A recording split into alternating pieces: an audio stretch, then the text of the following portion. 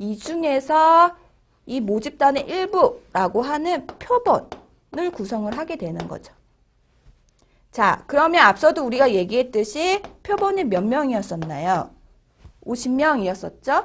이 50명이라고 하는 사람들은 실제로 그 수리점에서 엔진 조정을 받은 모든 고객들이라고 하는 1000명 중에 일부일 거라는 거예요. 자, 그러면 우리가 이 표본을 대상으로 해가지고 이 50명이 엔진 조정을 받기 위해서 지불한 비용의 평균값을 구한다. 자, 그러면 그 평균값이 만약에 우리가 50이라고 하는 그 평균값을 얻었다고 한번 생각을 해보세요.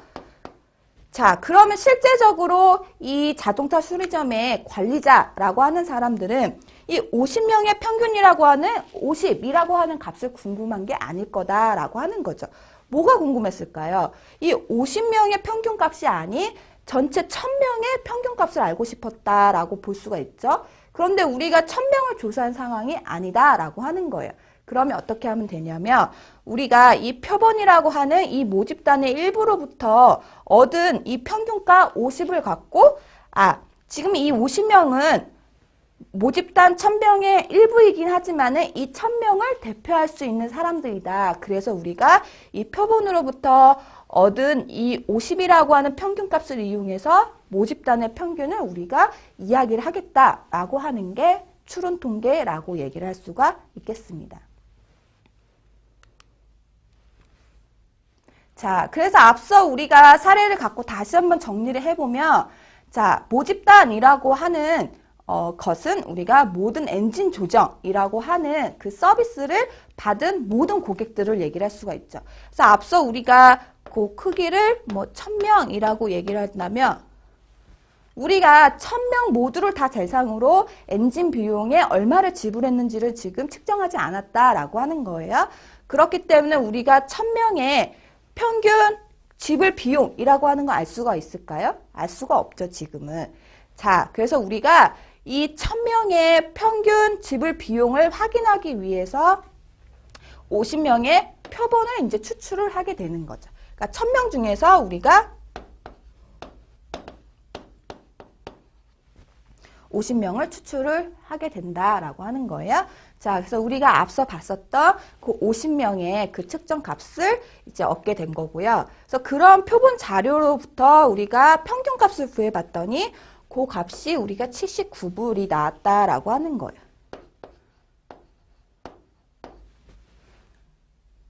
자, 그런데 지금 우리가 알고 있는 정보는 뭔가요?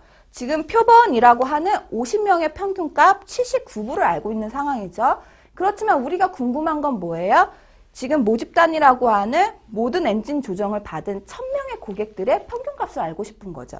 그런데 지금 우리가 알고 있는 것은 이 79불이라고 하는 표본의 평균밖에 없기 때문에 우리는 뭐를 하게 되냐면 이 표본 평균이 79불로부터 모집단 1000명의 평균값을 추정을 하게 된다라고 하는 거예요.